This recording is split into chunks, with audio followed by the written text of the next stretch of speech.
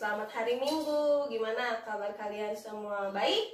Nah, hari ini Kak Imel gak sendirian nih. Kak Imel ditemani oleh Pinky dan Caka. Siap memuji Tuhan? Tapi sebentar. Kak Imel mau dengar suara kalian di rumah. Coba yel-yelnya gak lupa kan? Joy Kids. Yes. Joy Kids. Yes. Joy Kids, Joy Kids, Joy Kids. Yes. Sebelum kita memuji Tuhan, sebelum kita menyembah Tuhan, kita mau berdoa dulu. Semuanya lipat tangannya, tutup matanya. Kita mau berdoa. Bapa di dalam surga, kami ucap syukur, terima kasih untuk pagi hari ini. Kami bisa kembali beribadah Tuhan. Walaupun kami masih beribadah di rumah, tapi kami percaya dimanapun kami berada, Engkau tetap hadir Tuhan. Berkatilah ibadah hari ini Tuhan, dari awal pertengahan hingga akhirnya. Dan di dalam nama Tuhan Yesus Kristus. Haleluya. Amin. Semangat ya. Semangat. Ayo semangat. Bangkit dari harus semangat. Oke.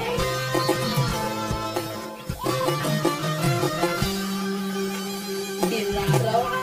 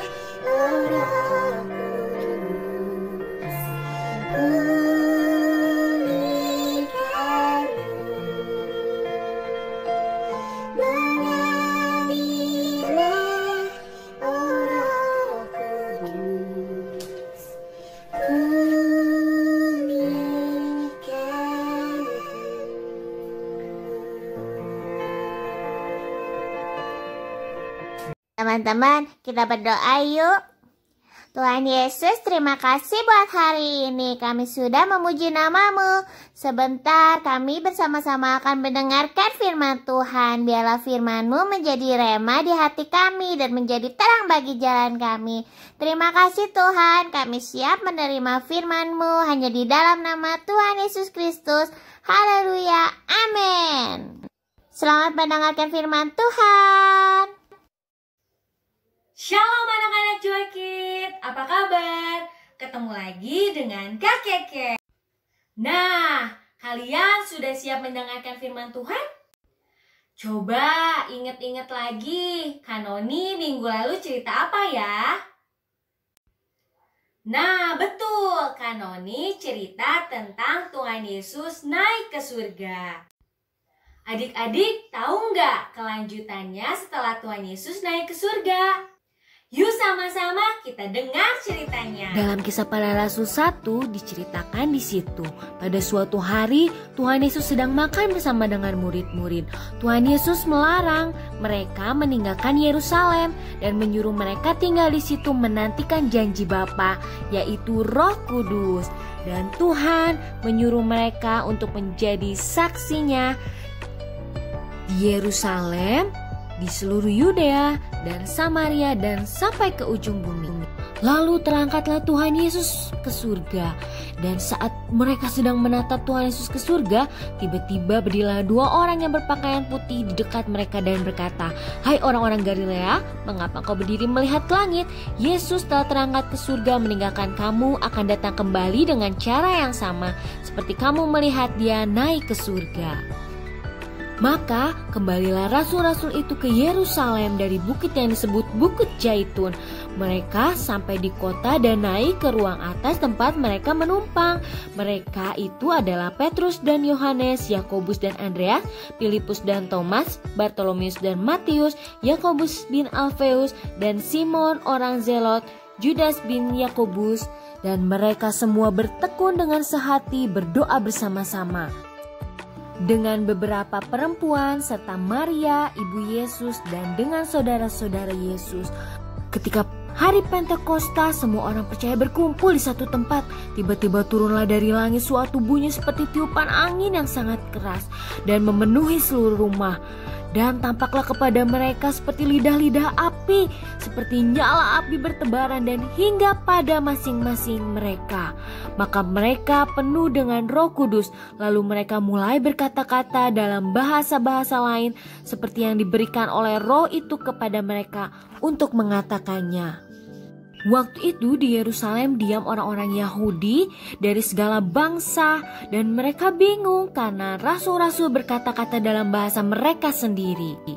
Orang Yahudi mengira mereka mabuk oleh anggur. Maka bangkitlah Petrus berdiri dengan ke-11 rasul itu dan dengan suara nyaring ia berkata kepada mereka, "Hai kamu orang Yahudi dan kamu semua yang tinggal di Yerusalem, ketahuilah dan camkanlah perkataanku. Orang-orang ini tidak mabuk seperti yang kamu sangka, karena hari baru pukul 9. Tetapi itulah yang difirmankan Allah dengan perantaraan Nabi Yoel. Akan terjadi pada hari-hari terakhir, demikian firman Tuhan, bahwa aku akan mencurahkan Roh Kudus ke atas semua manusia. Maka anak-anakmu laki-laki dan perempuan akan bernubuat, dan teruna-terunamu akan mendapat penglihatan, dan orang-orangmu akan mendapat mimpi. Juga ke atas hamba-hambaku laki-laki dan perempuan akan kucurahkan roh pada hari-hari itu, dan mereka akan bernubuat." Lalu ia menceritakan kebangkitan Tuhan Yesus dan kenaikan Tuhan Yesus ke surga. Dan Yesus menjanjikan akan memberikan penolong yang lain, yaitu Roh Kudus. Walaupun ia terangkat ke surga, Tuhan tidak meninggalkan mereka, tapi Tuhan akan memberikan Roh Kudus. Mereka pun bertanya, "Apakah yang harus kami perbuat?" Jawab Petrus kepada mereka, "Bertobatlah dan hendaklah kamu masing-masing memberikan dirimu dibaptis dalam nama Yesus Kristus untuk pengampunan dosamu. Maka kamu akan menerima karunia Roh Kudus. Sebab bagi kamulah janji itu, dan bagi anak-anakmu lah, dan bagi orang yang masih jauh, yaitu sebanyak yang akan dipanggil oleh Tuhan Allah kita. Dan dengan banyak perkataan lain ia memberikan suatu kesaksian yang sungguh-sungguh. Oleh bantuan Roh Kudus ia mengecam dan menasihati mereka, katanya, "Berilah dirimu diselamatkan dari angkatan yang jahat ini." Mereka semua percaya, mereka semua akhirnya memberi diri untuk bertobat, teman-teman. Wah, waktu itu kira-kira 3.000 orang banyaknya yang bertobat. Dan mereka pun memberi diri untuk dibaptis. Mereka semua dibaptis dan bertobat dan percaya kepada Tuhan. Dan tiap-tiap hari Tuhan menambah jumlah mereka dengan orang yang diselamatkan. Roh Kudus bekerja begitu luar biasa. Bukan hanya saat itu teman-teman, tapi sampai saat ini Roh Kudus mampu bekerja luar biasa. Nah adik-adik, walaupun Tuhan Yesus sudah naik ke surga, tetapi Tuhan Yesus tidak pernah meninggalkan kita. Tuhan memberikan Roh Kudus bagi kita. Roh Kudus akan mengajar kita adik-adik, akan menghibur kita, akan menolong kita. Karena itu kita tidak perlu takut, karena kita punya Roh Kudus. Yuk kita berdoa. Terima kasih Tuhan, kami mengucap syukur Engkau memberikan Roh Kudus bagi kami. Kami percaya kami bisa terus berjalan sesuai dengan firman-Mu, dengan bantuan Roh Kudus yang selalu bersama dengan kami. Terima kasih Bapa, terima kasih Yesus, terima kasih Roh Kudus. Berkati anak-anak Joy Kids dimanapun berada, berkati keluarga mereka, berkati kami semua. Kami mengucap syukur di dalam nama Tuhan Yesus Kristus. Haleluya, amin. Nah, ini dia teman-teman ayat hafalan buat kelas Happy dan Holy. Yohanes 14 ayat 26 bagian A ya. Kalian pasti bisa deh, walaupun kalian masih kecil, kalian pasti bisa. Nah, kalau ini ayat hafalan buat kelas Kids, Joy, dan Tunas. Satu ayat semuanya dihafal ya. Kalian pasti bisa, kalian pinter. Nah, teman-teman jangan lupa ya hafalin ayat hafalannya. Nah, buat teman-teman yang sudah mengirimkan hashtag karya minggu lalu dan ayat hafalan, yuk kita lihat sama-sama. Pasti bagus-bagus. Ini dia hasil hashtag karya minggu lalu. Wow, keren-keren ya, bagus-bagus. Aduh, kakak seneng banget. Anak-anak Joy Kids pada pintar.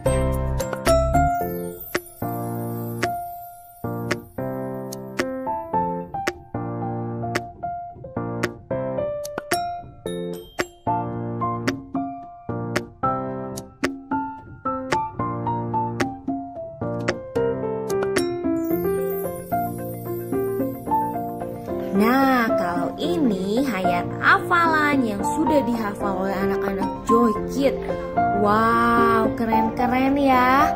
Kalian bisa hafal ayat hafalannya. Wow, kakak-kakak pasti langsung kasih bintang. Langsung dicatat nih adik-adik yang hafal ayat hafalan. Nanti minggu depan jangan lupa ya share lagi foto hasil karyanya dan ayat hafalannya. Kalian akan mendapat bintang. Dan nanti Natal hadiahnya spesial deh kalau kalian rajin menghafal ayat hafalan dan mengirimkan hasil karyanya. Oke? Kalian pasti bisa deh. Anak-anak Joy Kids kan pinter-pinter. Wow, anak-anak kelas Happy dan Holy juga gak kalah ya pada menghafalkan ayat hafalan. Wah, yang kelas gede jangan kalah dong. Kalian juga harus hafal ya. Minggu depan kakak tunggu ya dengan foto dan video di grup atau ke nomor guru-guru atau bisa ke alamat email. Alamatnya adalah gpdi.sumedang@gmail.com. Semuanya huruf kecil ya. Kakak tunggu. Jangan lupa dikirim.